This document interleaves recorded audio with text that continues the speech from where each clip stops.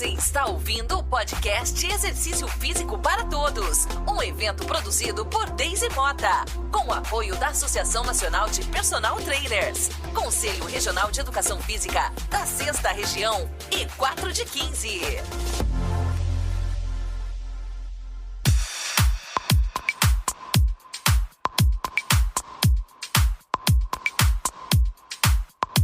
É um prazer estar aqui com todo mundo, né? Colega de trabalho, ex-colega de trabalho, gente da melhor categoria na nossa área de educação física. Pessoal, vou me apresentar rapidamente.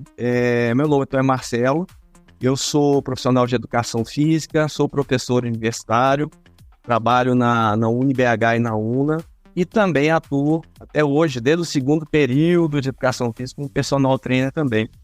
Então, eu acho que o que a gente está debatendo aqui realmente é muito importante, né, se a gente for pensar na nossa atuação prática, né, como profissional de educação física. Então, com a gente aqui, entrando na nova etapa, né, das nossas palestras aqui, a gente agora vai dar um foco no Kids, nas crianças. A gente sai da gestante, agora está dando um foco nos Kids. A professora Carla Gregolon é profissional de educação física, especialista em natação para bebês. E ela vai falar exatamente da importância da natação para bebês. Fique à vontade, então, professora. Então, vamos lá, gente. Novamente, um prazer estar aqui participando desse encontro e estar falando de um assunto tão importante, que é a natação para bebês, né? Um assunto que ele tem tanta relevância, que hoje é um dado muito triste, mas infelizmente 90% das mortes, né, infantil, principalmente de 0 a 5 anos, é o afogamento, né? Eu tenho um último dado recente aqui de 2021, pelo Ministério aqui da Saúde, falando sobre esse dado extremamente, assim, triste, né? Inclusive, o Dia Mundial da Prevenção do Afogamento também, né? Hoje já existe, que é dia 27 de julho, e a ONU, junto com a OMS, fazem essa parceria muito grande para que realmente tenha essa ênfase mundial, né? Porque hoje nós estamos falando de crianças 0 a 5 anos, 90% aí desses afogamentos são com crianças dessa idade. Mas temos dados também que pessoas de 0 a 24 anos também morrem afogadas. Tudo isso por quê? Uma cultura, né? Situações, enfim, são ambientes que essas pessoas acabam vivendo, né? Vivenciando falta de informação, né? Infelizmente acabam não salvando vidas. E aonde vem a importância da educação física nessa parte, né? A importância do professor, do educador físico é fundamental nas aulas de natação. Eu vou contar um pouquinho de como eu, como profissional, atuo dentro das minhas aulas. Porque, infelizmente, existem algumas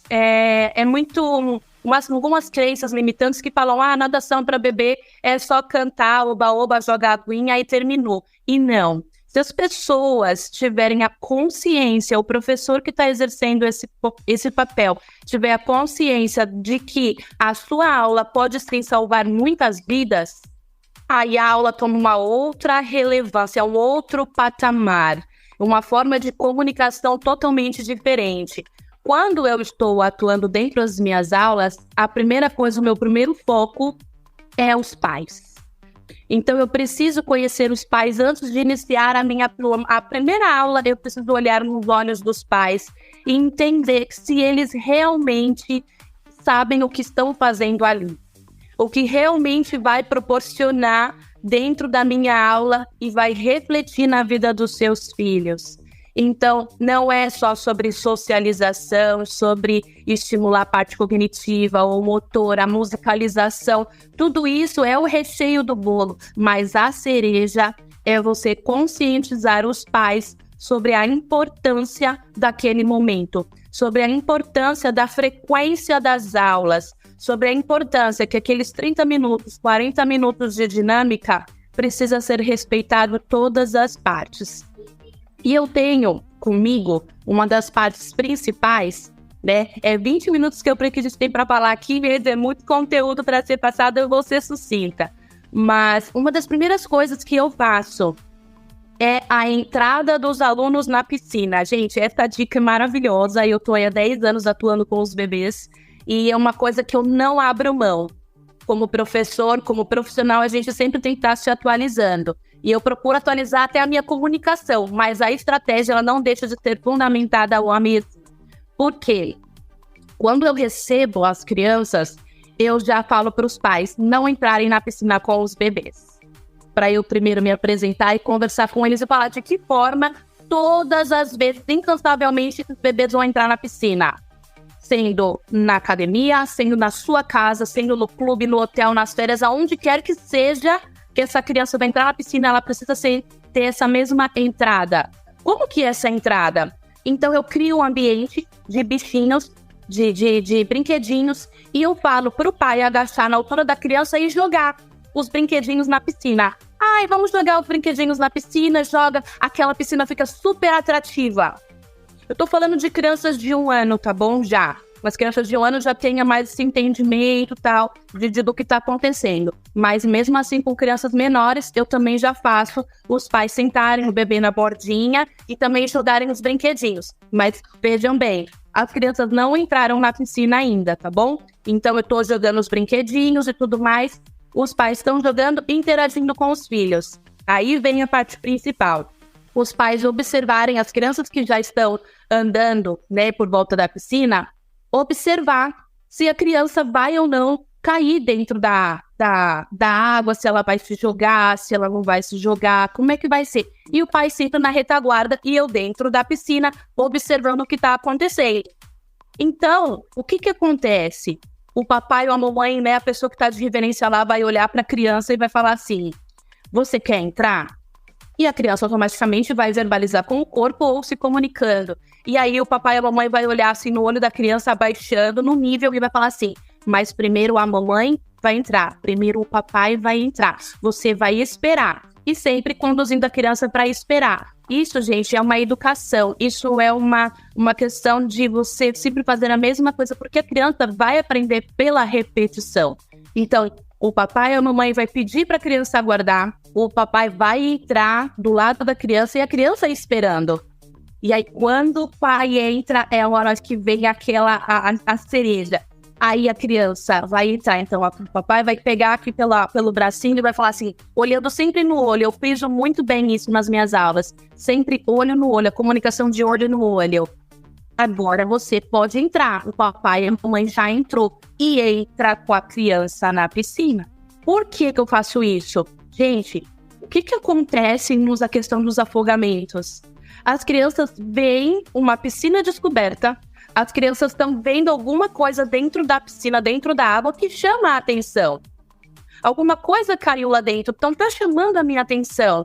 A criança é inocente, ela é pura. Ela muitas vezes ela não vai ter a noção do perigo que é aquela piscina se eu não tiver uma supervisão naquela hora.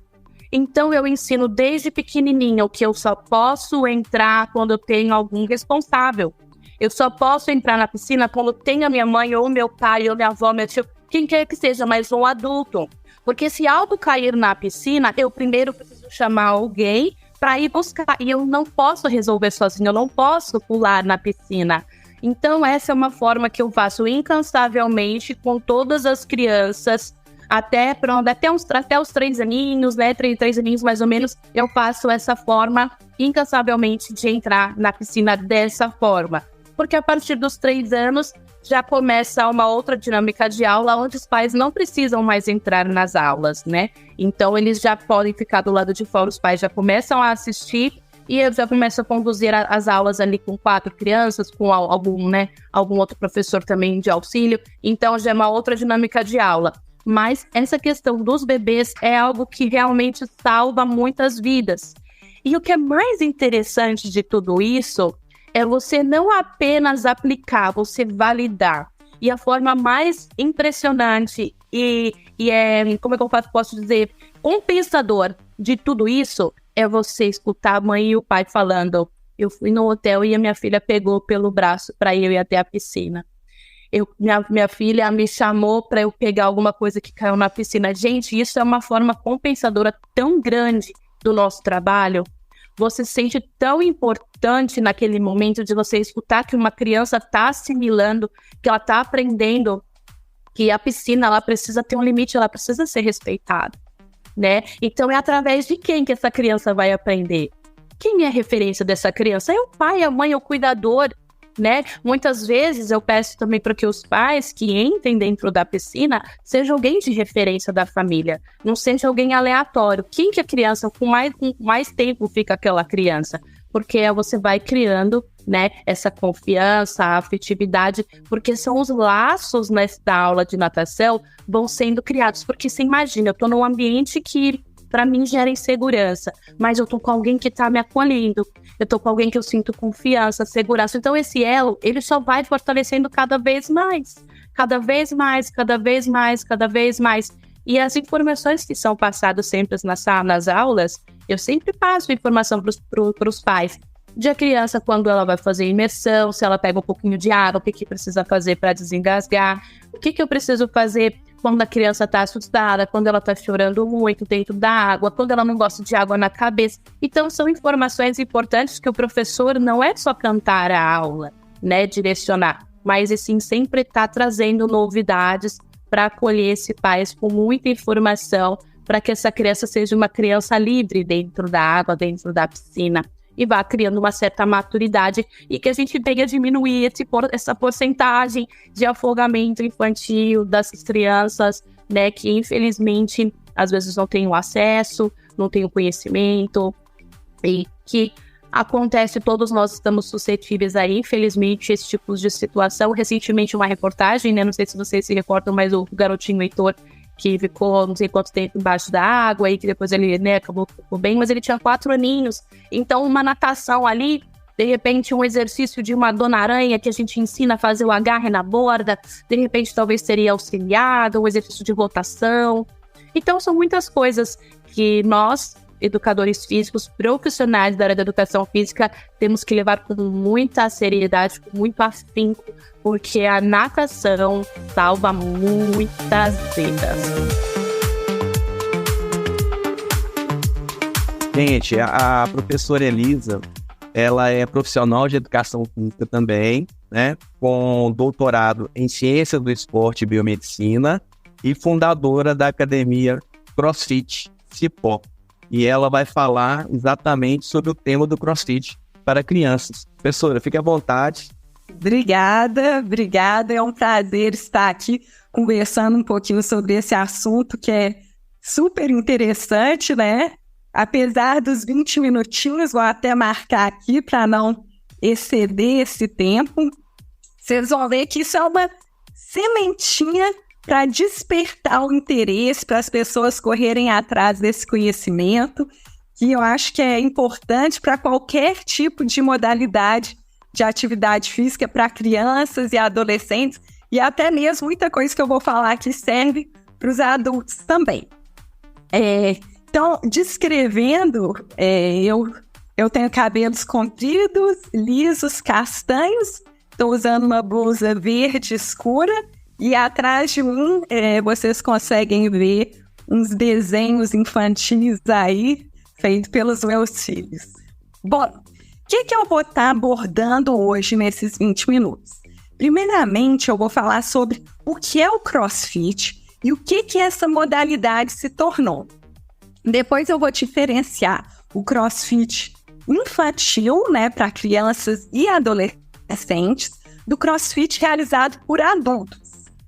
Em seguida, eu vou abordar os fatores que beneficiam a saúde de crianças e adolescentes ao praticar esse tipo de atividade física, falando sobre treino de força, criação de bons hábitos, plasticidade neural, saúde mental e sistema imunológico. Então, vamos lá. O que é o CrossFit, moçada? A gente escuta falar muito sobre o CrossFit, mas poucas pessoas sabem a definição de CrossFit. O CrossFit foi um tipo de modalidade física que surgiu aí no final dos anos 90 e ela foi criada pelo Greg Glassman. O Greg, ele é um ex-atleta de ginástica olímpica e ele trabalhava com a preparação física de policiais. E o que ele fez? Ele não criou nenhuma atividade física. O que ele fez foi juntar alguns movimentos, criando uma atividade física muito motivante. Então, quais foram esses movimentos? São basicamente 3 grupos. Então, a gente tem os movimentos cíclicos, que englobam aí corrida, pular corda, remar, pedalar, o esqui ergômetro. A gente tem o grupo de movimentos ginásticos, onde a gente utiliza barra e argolas, cordas também, né? Quem já foi num box, às vezes vê cordas penduradas, onde a gente faz exercícios utilizando o próprio peso corporal, exercícios calistênicos.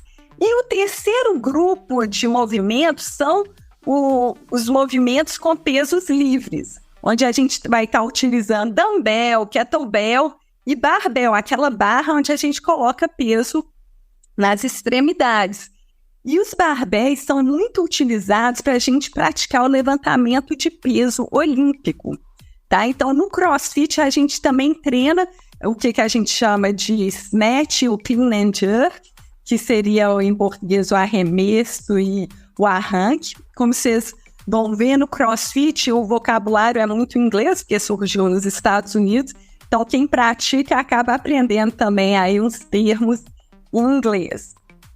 E aí, o que o Glossman fez? Ele juntou esses 3 exercícios, esses 3 grupos de exercício e criou essa modalidade, onde são exercícios, né? A definição de CrossFit seria exercícios funcionais realizados em alta intensidade e constantemente variados. O que significa isso? Os exercícios funcionais, de acordo com o CrossFit, seriam os exercícios que mobilizam grandes grupos musculares e exercícios multiarticulares. Então, que você consegue gerar muita potência. Em alta intensidade, são treinos de 1 hora, e claro que durante 1 hora, você não vai fazer sempre com uma intensidade elevada. Na verdade, as aulas de CrossFit vão ser divididas em aquecimento, um momento da técnica, onde a gente vai trabalhar bem a técnica de algum desses movimentos, porque no CrossFit, essa preocupação com uma execução correta do movimento é muito importante, justamente para você tirar o melhor proveito daquele exercício e também minimizar as lesões, porque a gente sabe, qualquer exercício realizado de forma incorreta propicia aí lesões. Então, a gente sempre vai ter um momento de técnica e depois a gente tem o momento do desafio do dia, que seria o WOD. O WOD é W-O-D, que é a abreviação de Workout of the Day. Então, nesse momento, o desafio do dia é onde que a gente vai estar realizando os exercícios com intensidade mais elevada e constantemente variados. Cada dia é um treino diferente, então não vai ter uma monotonia. A gente tem indivíduos que treinam todos os dias da semana, então ele pode vir hoje, amanhã, depois da manhã, que ele vai estar fazendo um treino diferente, com exercícios diferentes, e isso, para as pessoas, é muito motivante. Então, a gente fala que esse modelo de CrossFit, ele é motivante, porque não tem monotonia, outro, porque são aulas coletivas, então as pessoas estão lá sofrendo junto, se desafiando junto, superando seus limites juntas. E outra coisa que é muito utilizado no CrossFit é um quadro, onde o treino vai estar anotado, onde os professores vão anotar o nome dos alunos e o resultado deles no desafio do dia. E isso parece bobagem, mas isso é um fator muito legal. As pessoas vão tentar dar o seu melhor quando você anota o resultado delas. E elas conseguem comparar elas com elas mesmas. Nossa, eu consegui, nesse tempo, né, desse desafio, fazer mais uma repetição, fazer um round a mais, conseguir terminar a execução desse exercício no tempo mais baixo. Então, isso foi uma sacada muito inteligente do Greg Glossman e que motiva as pessoas. Então, esse formato de atividade física, que é o formato do CrossFit. Só que o CrossFit, ele é uma marca registrada. Então, para utilizar o nome CrossFit, para você ter um box de CrossFit, né? Uma academia, a gente fala box em vez de academia. Para você poder dar a modalidade CrossFit, você tem que pagar, você tem que registrar a marca. Então, o que aconteceu? A gente tem aí diversas academias, diversos boxes que utilizam essa metodologia, porém não utilizam o nome CrossFit. Aí vai ter, por exemplo, os cross-trains, os CFs, né, os centros de fitness, os community fitness, os centros de treinamento. Então, são outras nomenclaturas, só que essa metodologia é semelhante. Eu gosto de fazer a analogia com o UFC, né, aquele campeonato de lutas, né, o Ultimate Fighting Championship, que primeiro surgiu o UFC. E aí depois surgiu o MMA, que seria o Mixed Martial Arts. Então é a mesma coisa no CrossFit. Primeiro surgiu o CrossFit como um modelo novo de academia, com a marca registrada, mas a partir daí surgiram, né, os cross-trains que utilizam essa mesma metodologia.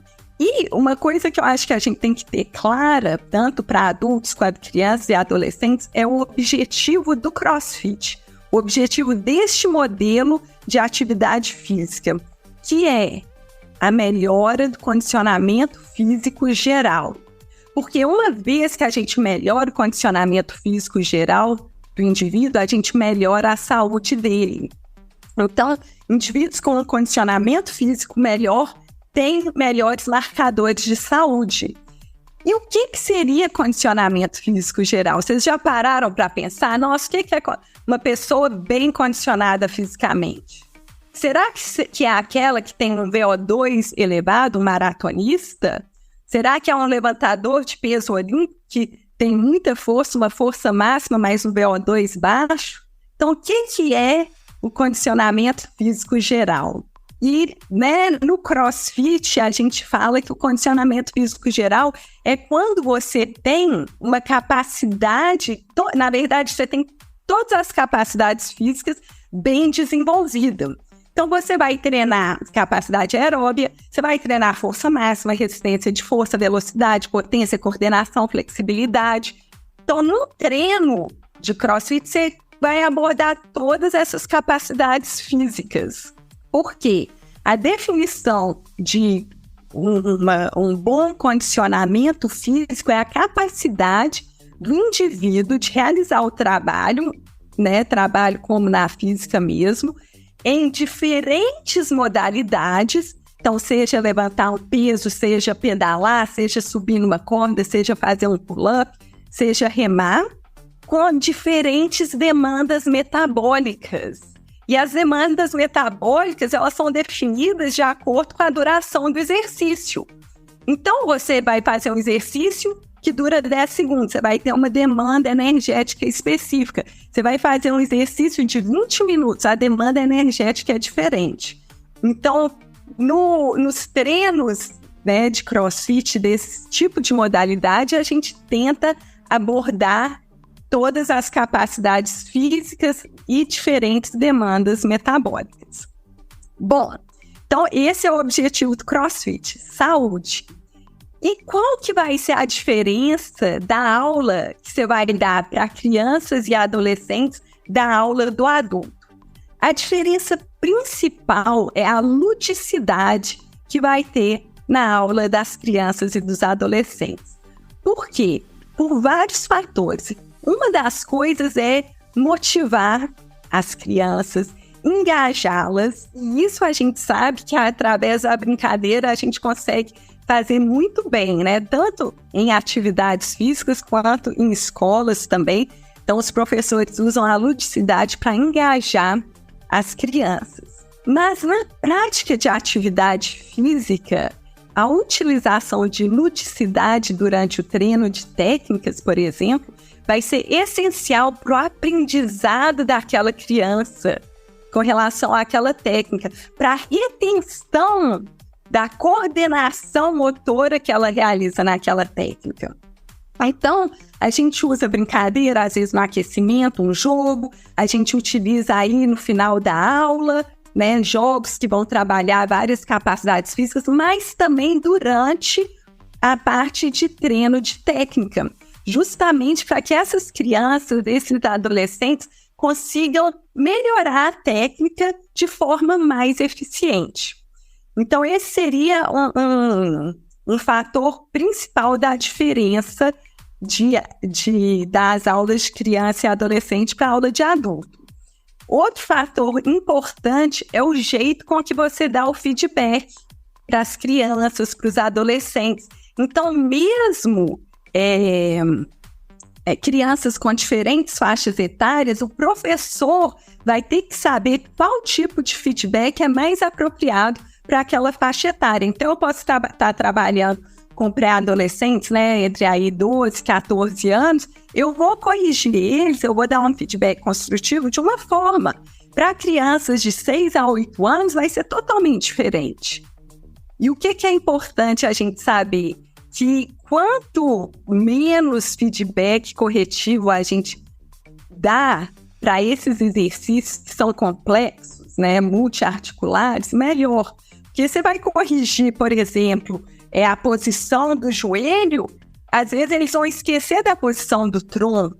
Então é muito melhor a gente diminuir, né, o tanto de feedback, pôr eles para fazer mais, dar um feedback construtivo também, e aos poucos aí dando os feedbacks para a melhora da técnica. E claro, né, sempre respeitando a teoria do treinamento. Então a gente vai pegar e dividir essa técnica, trabalhar diferentes partes daquele movimento. Muito bem. Agora eu vou entrar na parte sobre a saúde, né, de indivíduos, de crianças e adolescentes que realizam esse tipo de atividade que tem aí uma parte em alta intensidade. Primeiramente, eu gostaria de falar sobre o que é a recomendação da Organização Mundial de Saúde para a atividade física infantil. Então, a recomendação é que crianças entre 3 e 4 anos realizem 180 minutos de atividade física por dia, sendo que desses 180 minutos, 60 minutos tem que ser atividade física intensa. De 5 aos 17 anos, a recomendação é que crianças e adolescentes realizam 60 minutos de atividade física por dia, sendo que esses 60 minutos tem que ser de atividade física moderada e intensa.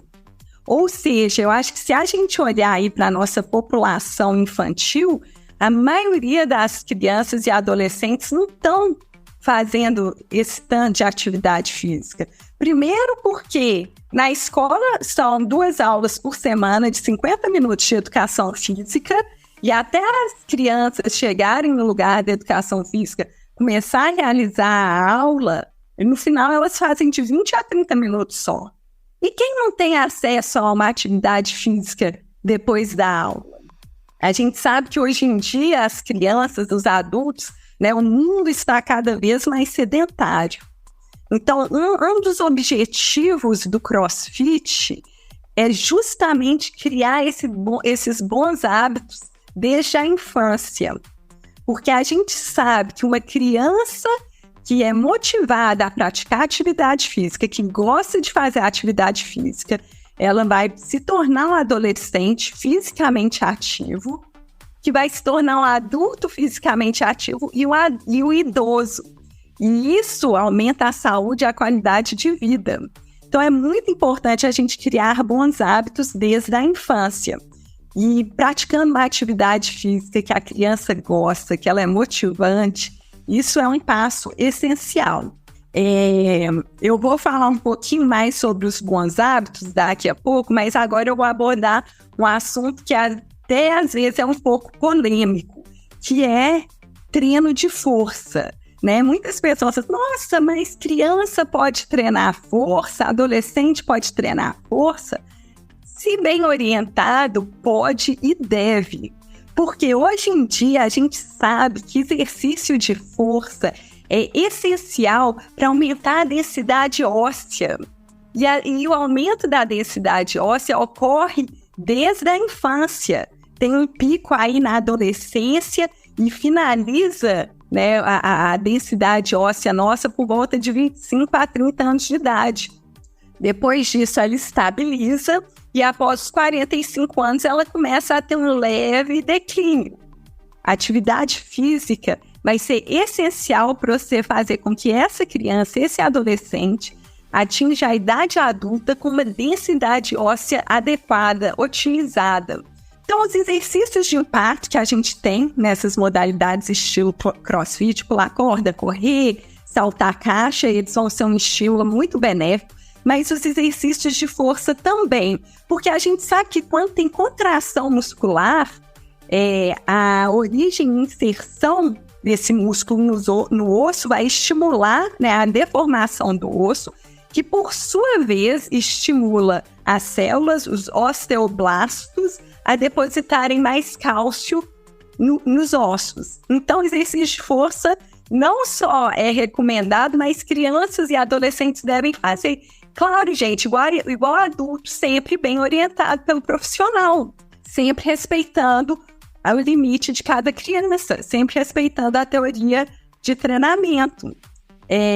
Tem um estudo que mostra que as crianças lesionam mais em esportes, fazendo, né, competições esportivas, do que em treino de força. Tem um estudo de Myers de 2009 que ele pegou todas as lesões de treino de força de criança e de adolescente e comparou com a de adulto, e eles viram que 75% das lesões que ocorrem durante o treino de força em crianças e adolescentes é mais pela desatenção no manuseio de pesos. Então, estão com uma barra e deixa cair no joelho, por exemplo, ou um peso cai no pé, sendo que em adultos, a maioria das lesões ocorrem devido a uma técnica mal feita e uma repetição muito elevada, né? Um treinamento que não segue aí corretamente a progressão. E aí vai ter lesão muscular e tudo, mas em criança, isso, num ambiente seguro e bem orientado, é muito pouca a lesão que ocorre. Beleza. Criação de hábitos saudáveis.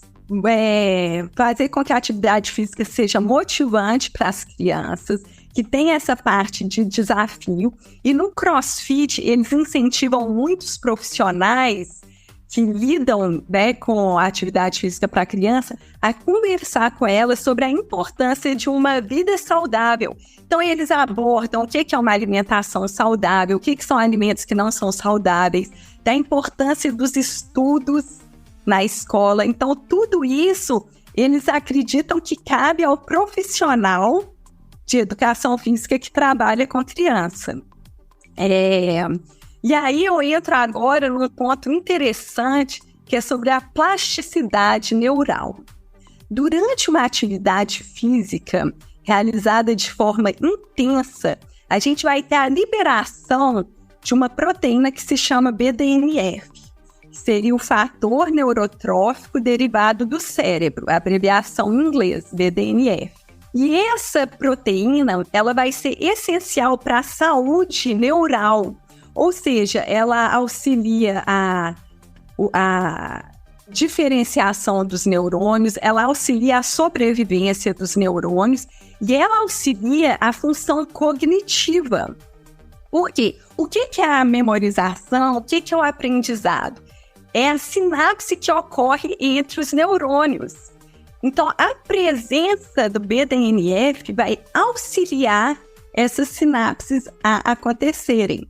Então, é importante a gente ressaltar a atividade física para crianças e adolescentes como aí um coadjuvante no aprendizado, nos estudos. A gente vê muitos pais que vão tirar o filho da atividade física quando ele começa a entrar aí nos 14, 15 anos, porque a escola aperta mais, ou na semana de prova os alunos não vão frequentar a atividade física, sendo que isso é um erro muito grande. Imagina, as crianças ficam de 4 a 5 horas sentadas na sala de aula, e aí depois eles chegam em casa, sentam e precisam estudar mais umas 3 horas. Não, gente, vamos colocar uma atividade física intensa aí para as crianças estar justamente conseguindo absorver esse conhecimento melhor, realizar essas sinapses de forma mais eficiente. Eu vi aqui que meu tempo, né, já está acabando, então eu gostaria só de falar que a atividade física infantil também é essencial para a saúde mental. Infelizmente, a gente está vendo aí muitas crianças, muitos adolescentes sofrendo com depressão, com ansiedade, com estresse, e uma atividade física lúdica, intensa, desafiante, além de trazer confiança para essas crianças, vai diminuir a incidência desses tipos de doenças. Então, comprovada cientificamente, a prática de atividade física está relacionada com a redução de doenças mentais, tanto em crianças e adolescentes, quanto em adultos também. Bom, vou fechar por aqui. Muito obrigada e estou aberta aí para perguntas, discussão.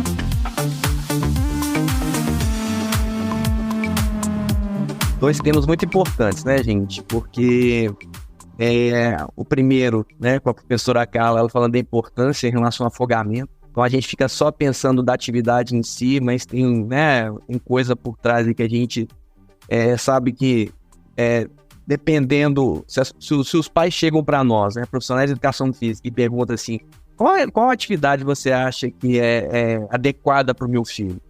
Na minha cabeça, a primeira coisa que eu penso, seu filho sabe nadar? Né, porque o risco de afogamento, a gente sabe que pode acontecer, então tem essa questão, né? Professora Elisa, o CrossFit é uma modalidade relativamente nova. Eu acho que muitos de nós têm dúvidas, né? Alguma coisa em relação à modalidade. E você veio com essa questão agora do CrossFit para criança, né? Adorei você falar aí sobre o BDNF, né? É um assunto que eu também tenho estudado, até por causa do doutorado, que eu estudo inflamação. Estou numa banca botar numa banca agora de treinamento de força para idosos, onde avaliou o BDNF, né? Fantástico. Tem a importância do treinamento de força para a saúde mental, desde criança até o idoso, né? Então isso é muito interessante. Então, vou começar pela mesma pergunta que eu ia fazer para a professora Carla, né? A indicação do CrossFit, né? Muitos pais, talvez até por praticarem, devem procurar vocês para saber, né? Seus filhos já podem iniciar, né? Qual que é a indicação, né? Se vocês fazem algum tipo de avaliação nessas crianças para eles poderem se iniciar. Sim, a indicação seria a partir dos 3 anos. Mas, por exemplo, lá no meu box, o nosso é a partir de 6 anos. Porque, né, a gente tem que criar uma turminha e tudo. E a gente sabe que de 3, 4 anos, as crianças ainda estão desenvolvendo muito essa parte de coordenação. Então, claro, você consegue fazer um aulão. O que eu falo com os pais? O que é uma aula de CrossFit? É como se fosse uma aulona de educação física, onde a gente vai trabalhar diversas capacidades físicas, melhorar a coordenação dessas crianças, melhorar a confiança delas. Então, a gente vai fazer parada de mão, vai pular em caixa. Então, é uma aula de educação física mesmo. Eu não vou pegar uma criancinha de 3 anos de idade e começar a ensinar ele PO, entendeu? Eu vou realmente progredindo. Com 6 anos, 7, 8 anos, a gente já vai usar uma barrinha para elas começarem a ter noção corporal. Então, na teoria, já pode ser a partir de 3 anos. Mas, claro, é igual uma criança que vai fazer uma aula de judô com 3 anos de idade. Não vai ser judô, né? Vai ser uma aula, uma preparação física com alguns elementos do judô. Então, os professores, eles têm que ter muito essa consciência para eles não ficarem frustrados. Nossa, eu vou dar aula para a criança e vai fazer igual adulto. Não. A gente sabe, a gente tem que respeitar o desenvolvimento neural das crianças, né? Então, eu acho que isso é muito importante também, respeitar cada faixa etária. Mas a indicação, na teoria, é a partir dos 3 anos de idade. Professora Carla, a minha pergunta foi a seguinte, né? Sobre a natação para bebês, a partir de que idade? A gente sabe que é importante, quanto mais cedo, de repente, iniciar essas atividades, por causa dessa questão da segurança. Eu falei que você falou da questão da segurança, eu acho que a natação, talvez, se alguém me perguntasse qual modalidade, né, esportiva ou atividade a criança deve fazer, a primeira coisa que eu penso é natação, pelo aquele fator de segurança que você falou do afogamento, né? Então, qual seria a indicação? Olha, professor, vai muito além, sabe? Esse início da natação, ela não começa, propriamente dito, na academia. Nós precisamos passar esse conhecimento adiante, que a natação ela começa dentro de casa, na banheira.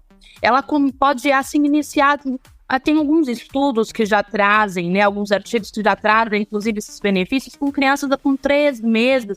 Já tem profissionais que já estão indo na casa desses alunos, em banheira, né, ou em piscina ou furô maior, que já entra individual, já para fazer o deslize, já para começar a espirrar a aguinha assim no rostinho da criança.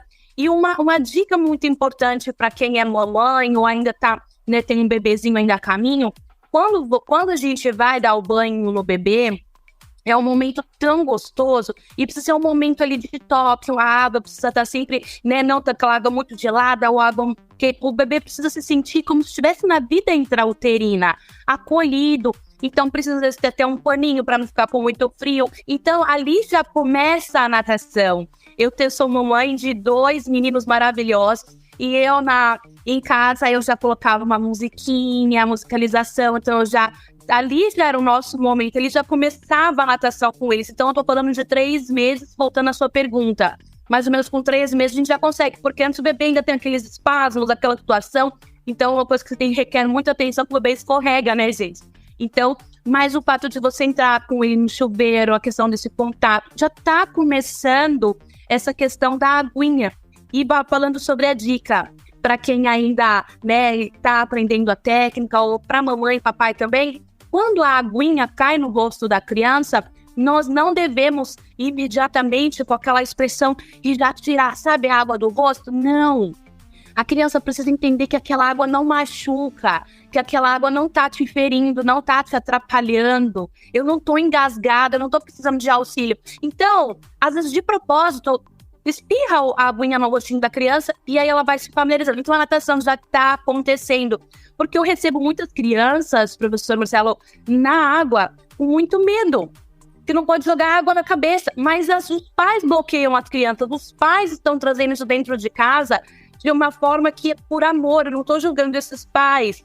Mas, às vezes, por falta do acesso ao conhecimento mesmo, acabam trazendo essas situações e bloqueando as crianças. Depois, o professor tem que ralar para sair dessa situação.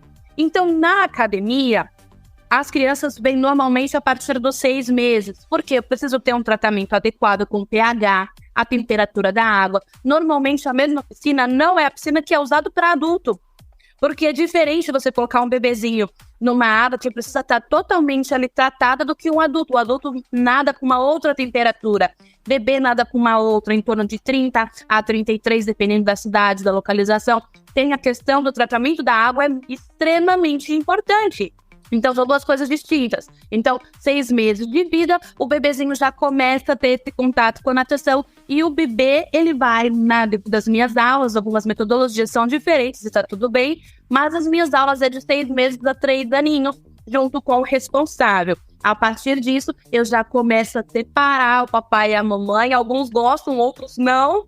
Mas já começo a separar aí os adultos, os papais já começam a assistir e vê a evolução dos filhos. Então, com a sua independência, a sua autonomia, crescendo dentro da água. E aí outros exercícios também sempre focado em primeiro lugar na autodefesa, da consciência e para que a gente, com muita força, com muitos profissionais aí qualificados, possam nos ajudar a diminuir essa porcentagem, porque a piscina ela é para ser livre e ela não é algo que tem que ser traumatizado na vida, inclusive de muitos adultos.